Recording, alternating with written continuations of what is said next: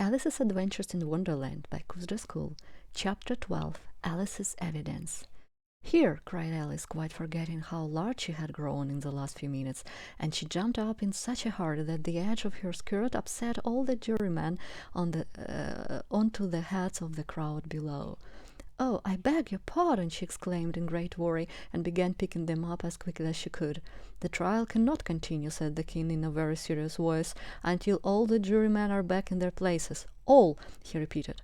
As soon as the jury had a little recovered from the shock, they started writing down the history of the accident. "What do you know about this?" the king said to Alice. "Nothing," said Alice. "Nothing at all?" persisted the king. "Nothing at all," said Alice. "That's very important," the king said, turning to the jury. They were just beginning to write this down when the White Rabbit interrupted. "Unimportant, your majesty means, of course," he said in a very respectful tone. "Unimportant, of course, I meant," the king hastily said. Some of the jury wrote it down important and some unimportant. Alice could see this as she was near enough, but it doesn't matter, she thought to herself. At this moment the king cried out, "Silence!" and read out from his book, "Rule 42. All persons more than a mile high must leave the court." Everybody looked at Alice. "I'm not a mile high," said Alice. "You are," said the king. "Nearly 2 miles high," added the queen.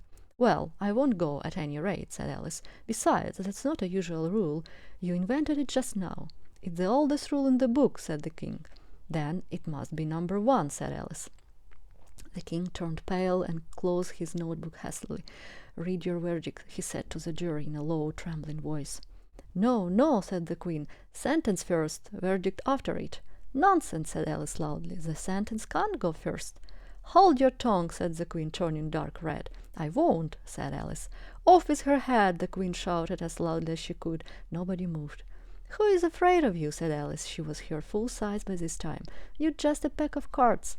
At this moment the whole pack went up into the air and came flying down on her. She screamed and woke up on the bank of the river. Her sister was sitting near her and gently brushing away some dried leaves that had fell down from the trees on Alice's face. "Wake up, Alice dear," said her sister. "What a long sleep you've had." "Oh, I had such a curious dream," said Alice, and she told her sister all her strange adventures as she could remember them. When she finished, her sister kissed her and said, "It was a curious dream, dear, certainly, but it's getting late and it's time for tea." So they got up and went home, and all their way back Alice was thinking about her wonderful and unusual dream that she would never forget.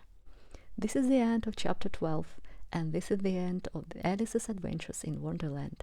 Thank you for listening, and see you in the next part, Through the Looking Glass. Bye-bye, and subscribe to Kuzra School.